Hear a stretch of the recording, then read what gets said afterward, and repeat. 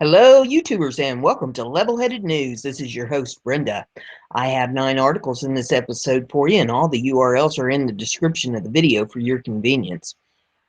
Hot today here with the Syrian and the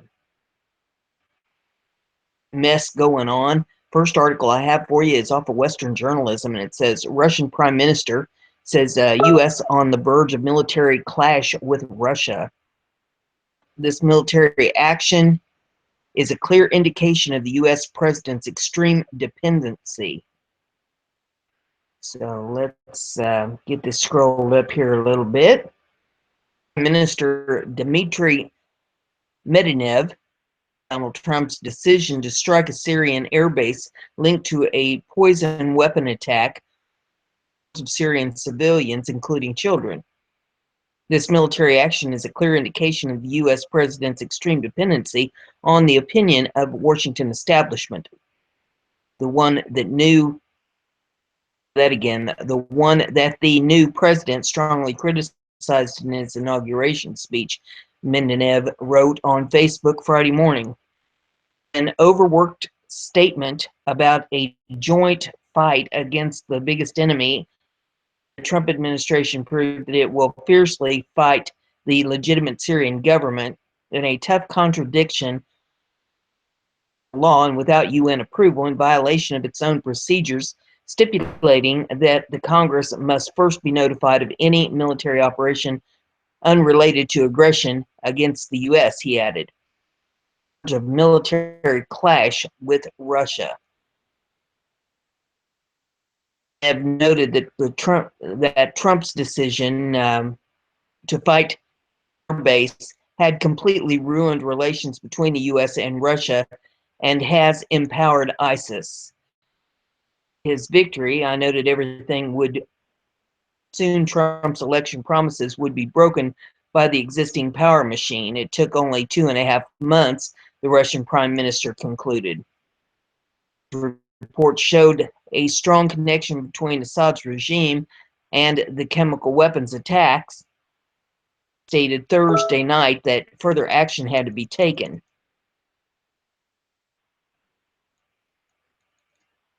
Years of attempts at changing Assad's behavior have failed, and failed very dramatically, the president said from his Mar-a-Lago resort.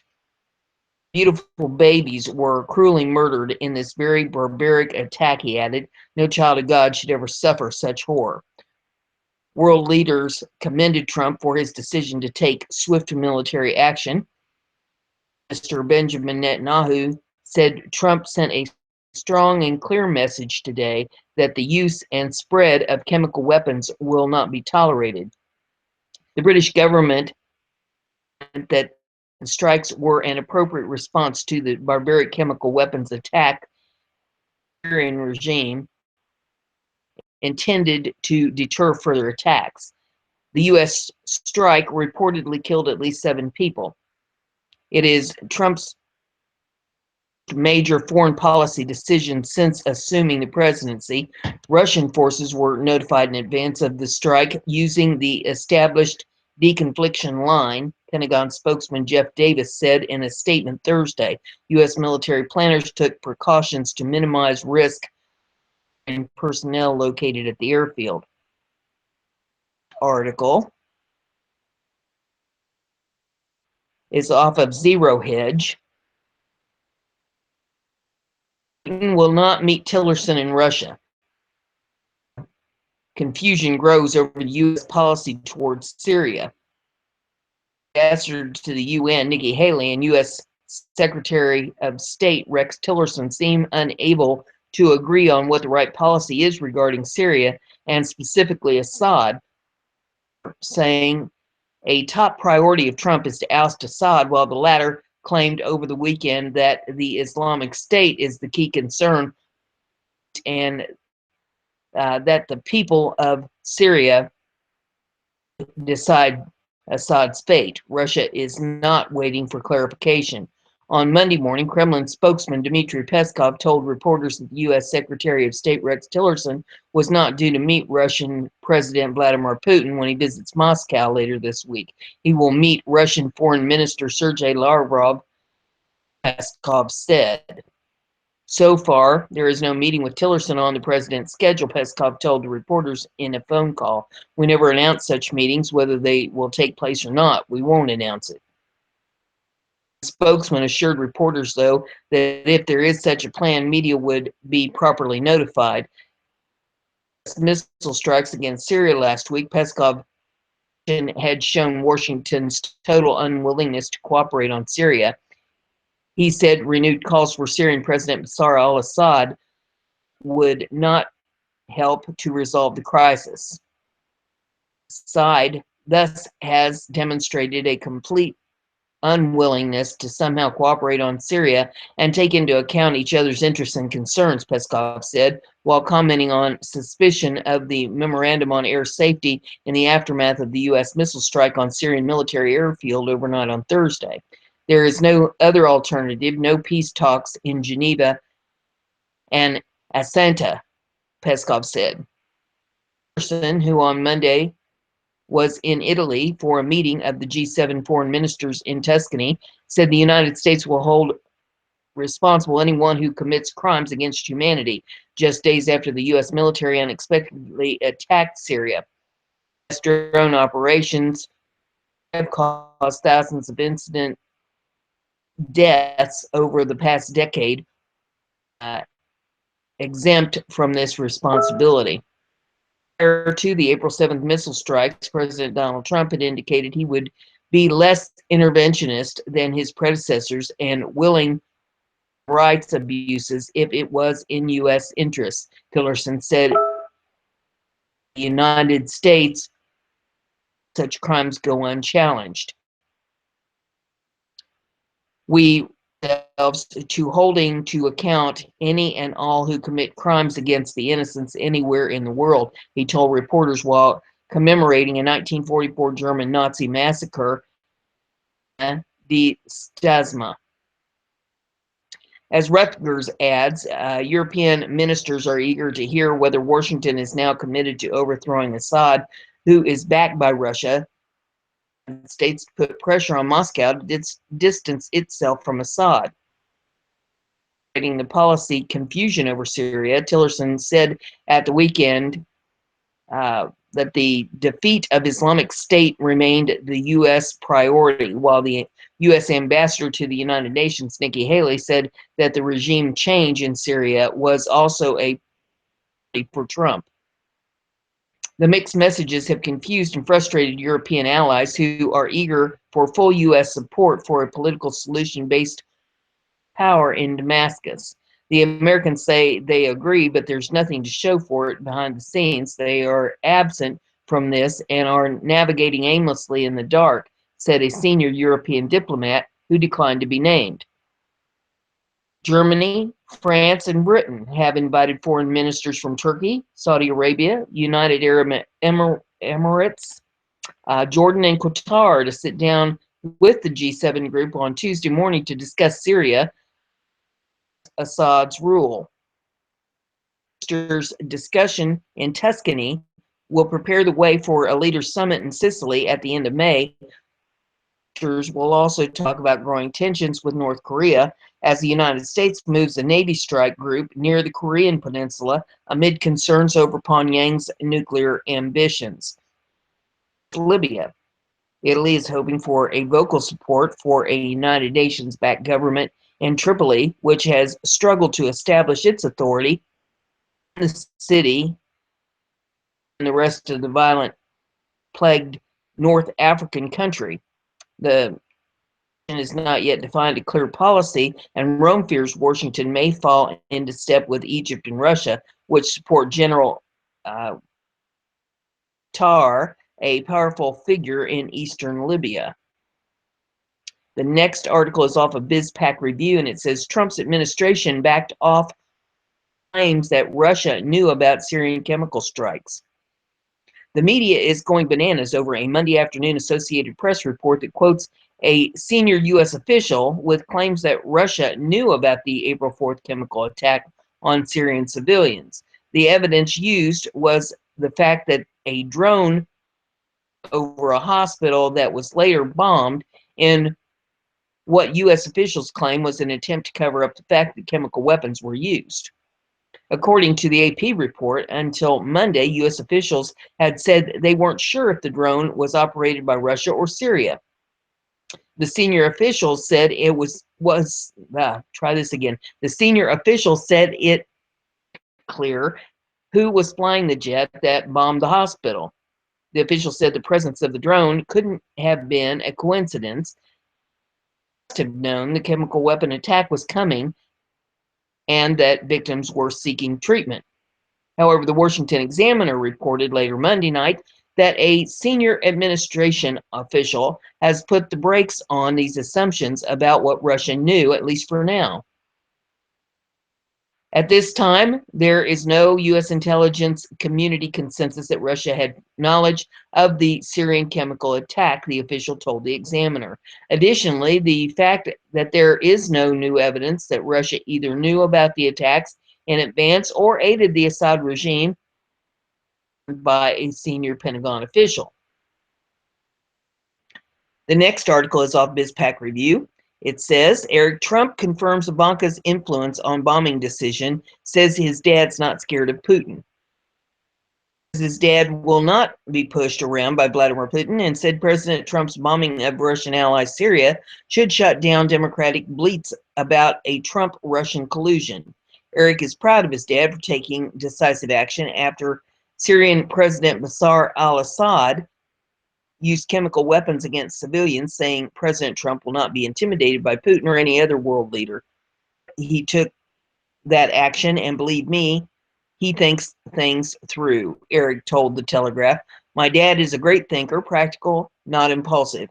He is not a guy who gets intimidated, pushed around. If there was anything that Syria did, it was to validate the fact that there is no Russia tie.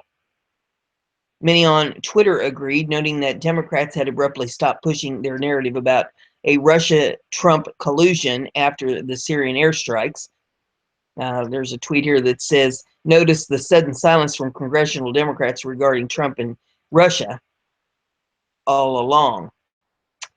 The article continues.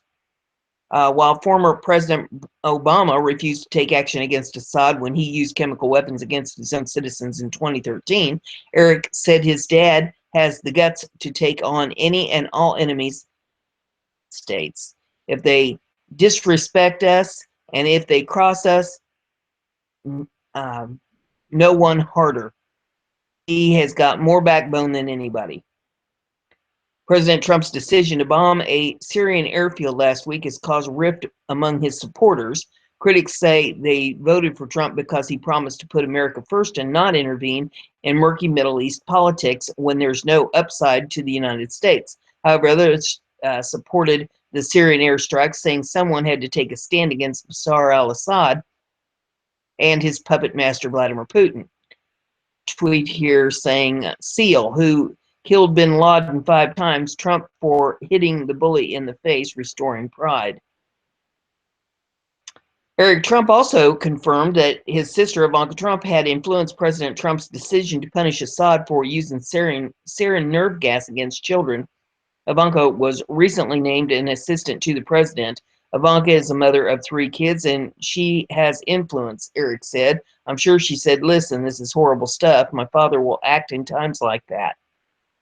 Wife is pregnant with their first child, agreed Assad needed to be punished. These guys are savages, and I'm glad he responded the way he responded, Eric said.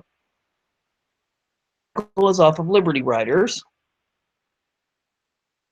Trump called up his Navy commander, will make you cry tears of joy.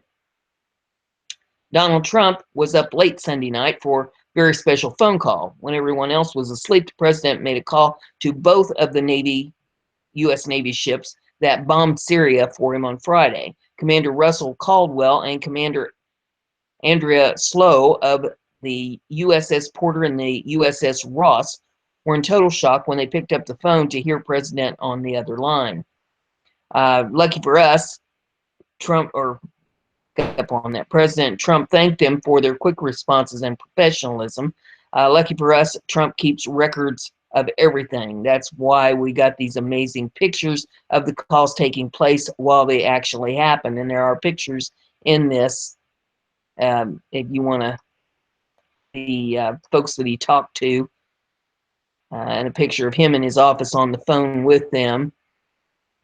It says, see the joy in their faces? That's because they know they finally have a president who cares about our men and women in uniform. Just to clarify, these are the same two ships who launched 59 Tomahawk missiles at Syria's Homs air base on Friday night. Video in this if you want to see that. It says, now this story right here doesn't fill your heart with joy. I'm thinking there's nothing, all to be grateful that we have a great leader. But also remember that we, the people, are the reason he is where he is. So there you have that article. The next one that I have for you is off of the Common Sense Show with Dave Hodges. It says ex-CIA names McCain, blah, blah, blah. Tongue tied up. Ex-CIA names McCain, McMaster, Brennan as masterminds of. You say it 10 times fast, see if it works for you. This is the story of the day. The following represents the recent and public revelations of Robert David Steele. According to Mr. Steele, President Trump is a victim of treasonous disinformation spawned by abject and deliberate treason against the people of the United States. This is causing the president to make faulty decisions, which are pushing the world to the brink of World War III. Mr. Steele provides some much-needed clarity as he sheds the light volatile topic. Ex-CIA Robert David Steele. Interviewed ex-CIA operative Robert David Steele. Mr. Steele is a distinguished operative, many very important practices and programs for the CIA. Last night, he sent select others a press release with some very stunning revelations regarding the chemical weapons false flag attack in Syria. Leader Assad was falsely blamed. Stunning revelations. In the following paragraphs, I will be listing excerpts of Mr. Steele's release along with confirming facts in support of his statement. For Mr. Steele, he says, we do now know, I did not know this at the time it was recorded, and I have no link for this, but it comes to me from an inside source that former CIA Director John Brennan plotted this false flag attack, which may have involved some real sarin allegedly destroyed during the Obama administration with Senator John McCain and National Security Advisor Herbert McMaster. There are a couple important considerations here. First, I have a deep inside source that confirms independent media reports, which places Senator John McCain at the scene of the crime. In other words, he visited Syria only days before the false flag. Further, I have had it confirmed by the same source that McCain has been tabbed to be the public source espousing deep state propaganda to push to America towards war allegations of election tampering by the Russians. Previously, on the Common Sense Show, I times with interviews with people like Scott Bennett that Hillary Clinton was instrumental in starting ISIS. John McCain has reportedly taken this relationship to a whole different level when he allegedly met with ISIS representatives when he was in Syria, in which my spouse alleges that John McCain helped to coordinate the false flag attack in question. Further, my source claims that there is a Sandy Hook component to this flag attack, in which he claims that first responders were not even wearing gloves when they arrived on the scene, and they should have been attired in hazmat suits. ISIS actors abound. Robert David Steele continues, saying Brennan's got the Saudis to pay half, and McCain got Israel to pay half. They blindsided treason, not only the director of the CIA, but the president, secretary of state, and secretary of defense. In my personal view, both John McCain and Israel Prime Minister Benjamin Netanyahu should be impeached by their respective legislative bodies. Or not, I cannot certify it is consistent with my evaluation of each of these people and a good starting point for an international investigation. That John Brennan should be standing before the International Court of Justice as a war criminal, not least because of the CIA's drone assassination program that I recently denounced in a book for intelligence and national security. It should also be noted that I have established that the Muslim Brotherhood have managed to get Obama to appoint several of their own into positions of prominence in DHS and the CIA. The penetration of the world's most prominent terrorist organization into the intelligence apparatus of our country would make even Senator Joseph McCarthy blush with envy over these revelations. I utilized again. My, get my tongue straightened out. I utilized a qualitative analysis technique in which I compared the Steele statements with that of my source, and I arrived at a 0.78 correlation, which is highly significant. In other words, either both men are lying in concert or they are independently telling the truth. The latter is true. The morning as we began the process of firming up our interview, Mr. Steele sent me a notification that the following will be going public and viral tomorrow, and that was Wednesday 12th, which is today. McCain, Brennan, McMaster, treason, going public tomorrow. The honest people of this country must wait with bated breath and then make this go viral. Advanced copy of the soon-to-be-released document and video. The following soon-to-be-released document on this critical topic is offered without comment, and it says, OSEE paradigm that gives all refugees cause to return home after the USA stops funding dictators and Zionists. The Middle East and North Africa are the perfect testing grounds for the new paradigm led by Russia, India, China, with the surprising possible collaboration of the USA, but India remains, in my view, the center of gravity for creating the OSEE solutions at scale. America is at the beginning of a civil war, not because black and white or north and south, but between Main Street and Wall Street, the 99% and the 1%, Trump's state and deep state. At this time, continued restraint by Russia and Iran, among others, would be most helpful. Saudi Arabia and Israel and the 500 or so traitors now serving across the U.S. government are the near enemy. The Rothschilds, the Vatican, the City of London, and Wall Street are the main enemy.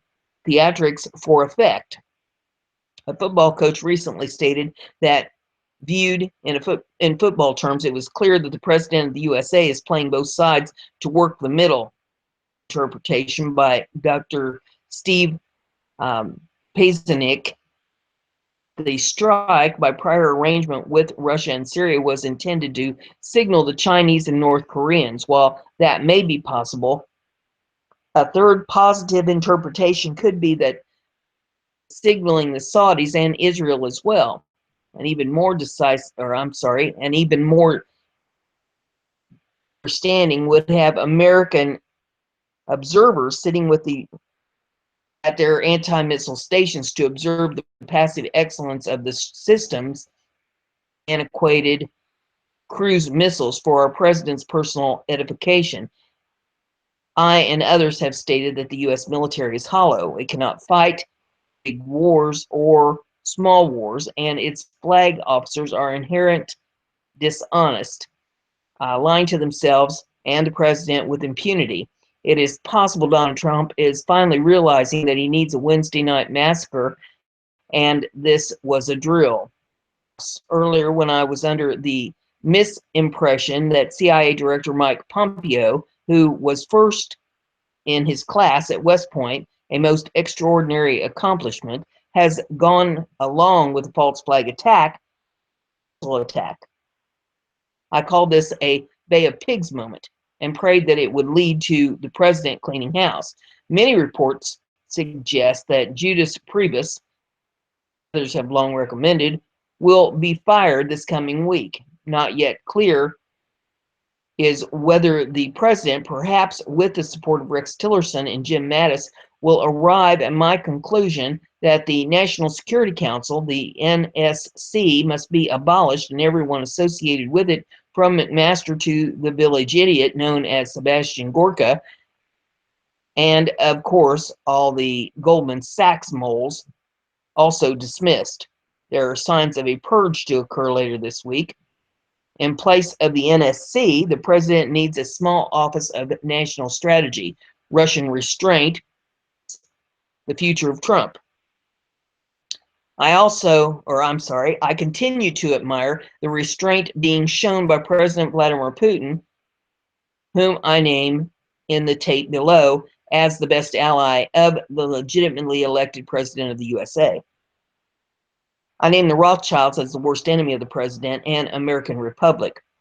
We are fortunate to have Rex Tillerson as Secretary of State, and I will say here that I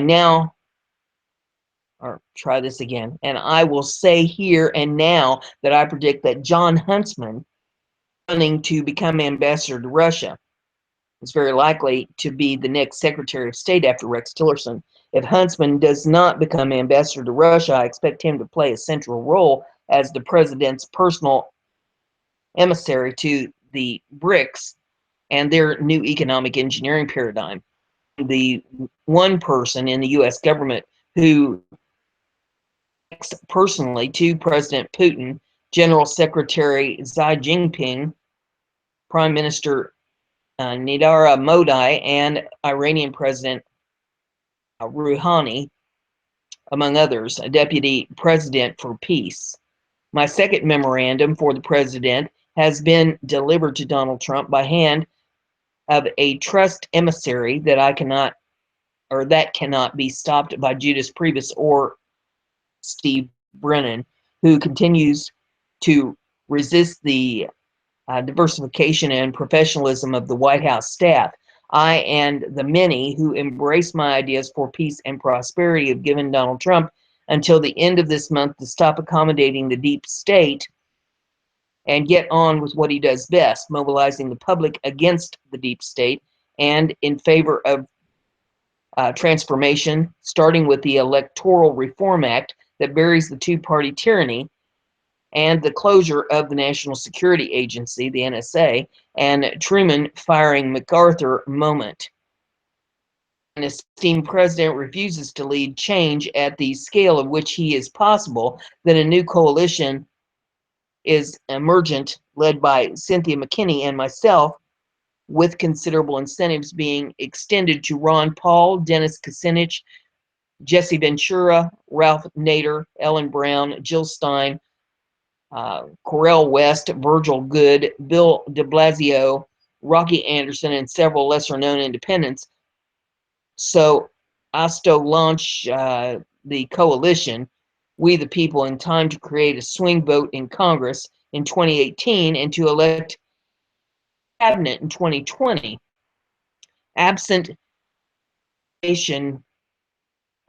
with his base that sees the recent missile attack as Israel first, and a broadening include all those and their followers as named above. I continue to anticipate the impeachment of Donald Trump in 2019 after the Democrats take back the House of Representatives with electronic vote tampering, such as Hillary Clinton used to steal the 13 primaries from Bernie Sanders.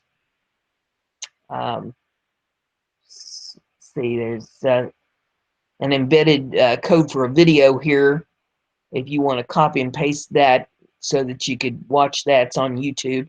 It says, with apologies to the scholars, I have decided not to include the notes. Almost everything I have ever published or said publicly can be viewed via, and there's another embedded code. It says, and the many posts on the deep state, false flag, Syria, and other topics that I curate from hundreds of other sources be viewed, and there's another embed. It says, I salute the Russian International Affairs Council, called the RIAC, and its Director General, Andrei Kortunov, who work on creating a new paradigm for the Russia-India relations exemplary. State swamp is consuming the Trump administration. The best way we can fight back for now is to fully expose these events. The following video summarizes many of the key events of this report. If you're using social media to share this information, I'd recommend using this video because it makes the screening and censoring social media giants such as Facebook work a lot harder to ban the video as opposed to for the article. And there is the video here of this ex-CIA. He identifies forces behind false flag. So if you want to view that, you can pull that article up. I don't know that I agree with much that he has to say, but then I'm not going to dismiss it all either. It bears watching. The next one we have here is off of Liberty Writers. Right after their meeting, China just gave up something unbelievable to President Trump.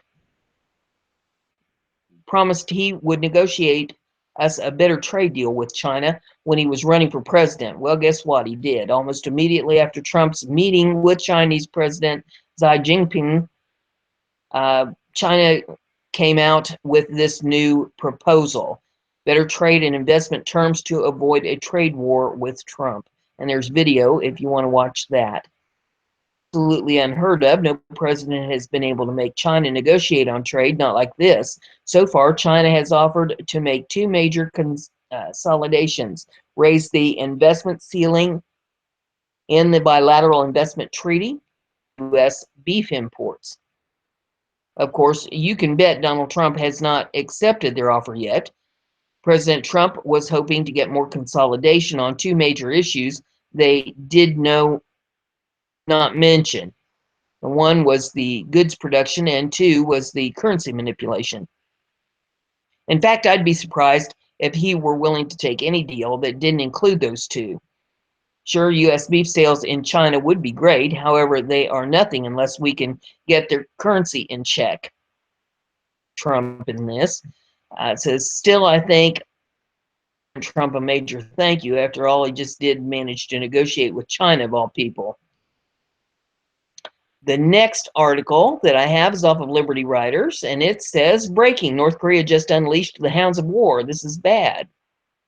North Korea has finally gone and done it. After Donald Trump sent the USS Carl Vinson to South Korea for training, Kim Jong-un at last and did something insane. North Korea announced that they will react with catastrophic consequence.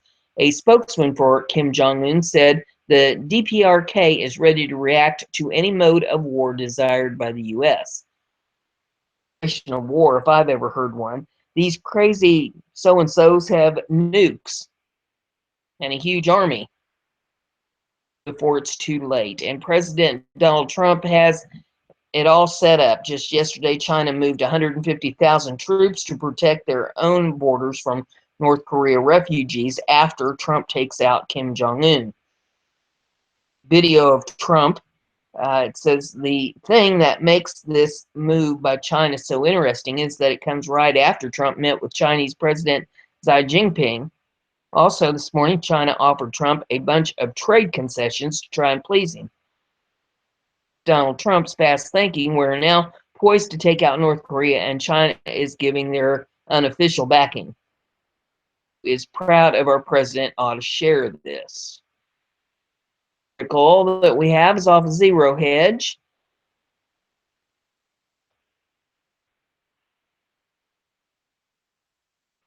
It says China threatens to bomb North Korea's nuclear facilities if it crosses Beijing's bottom line. Putting down new and or revised red lines, be it on Syria or North Korea, it was now China's turn to reveal its red line. And in a harshly worded editorial titled "The United States Must Not Choose a Wrong Direction to Break the DPRK Nuclear Deadlock" on Wednesday, Beijing warned it would attack North Korea's facilities producing nuclear bombs, effectively engaging in an act of war if North Korea crosses China's bottom line. The editorial in the military-focused Global Times tabloid, owned and operated by the Communist Party's People's Daily newspaper, said that North Korea's nuclear activities must not jeopardize northeastern China, and that if the North impacts China with its illicit nuclear tests, nuclear leakage, or pollution, then China will respond with force. Has a bottom line that it will protect at all costs, that is, stability of northeast China. If the bottom line is touched, China will employ all means available, including military means, to strike back. By that time, discussion whether China acquiesces in the United States blows, but the Chinese People's Liberation Army, the PLA, will launch attacks to the DPRK nuclear facilities on its own. The editorial puts it, is the bottom line for China. Should it be crossed, China will employ all means available, including the military means, to strike back, warned the editorial. Related video in this, if you want to pull it up to see that. Noting that the shortage after publication, the article seems to have been retracted without explanation. The URL now returning a 404 error. However, original article was cached on web page military courtesy of Google. The author also declared that People's Liberation Army, PLA, will launch attacks to DPRK nuclear facilities on its own. A strike to nuclear facilities of the DPRK is the best military means in the opinion of the outside world. The northeastern Chinese province of Liaoning and Jilin share borders with North Korea. Provinces and Heilongjiang are part of the Xiyang military region. There we go. One of 7 military regions of the People's Liberation Army. The editorial also explained the advantages to the world attack on North Korea's nuclear facilities. It noted China and the world know the locations of North Korea's nuclear facilities. Once the PLA attacks these nuclear sites, North Korea will permanently suspend its nuclear weapons program. North Korea has limited resources of nuclear materials and is strictly blockaded in the outside world, erasing the possibility to get the materials again. Did that nuclear weapons is DPRK's trump card for its defiance of China and the United States. Once this card is lost, it will become obedient immediately. The author then speculated rhetorically that if North Korea's nuclear facilities are destroyed, they will not even fight back, but probably block the news to fool its domestic people. They will freak out if its nuclear facilities are destroyed, and yes, Chinese author said freak out. The reporter also said that the DPRK must not fall into the turmoil to send a large number of refugees. It is not allowed to have a government against China on the other side of the Yalu River, and the U.S. military must not push forward its forces to the Yalu River. It notes that this sentence is meant for the United States because the premise the U.S. military has launched attacks to the DPRK. But what may be the most notable part of the op-ed is the mention in the Global Times editorial that North Korea will not allowed to have a government that is hostile against China on the other side of the Yalu River. This implies that if and when the U.S. initiatives strike on NK, PLA will likely send out troops to lay the foundation for a favorable post-war situation. In other words, China may for Trump to decapitate the North Korean regime, to pounce and immediately fill the power vacuum. That's all I have for you in this episode, but I got more episodes to follow. If you like what I'm doing here, give it a thumbs up. Let me know. Social media so everybody gets to hear the news. And don't forget to subscribe. That way you'll stay informed. Next episode.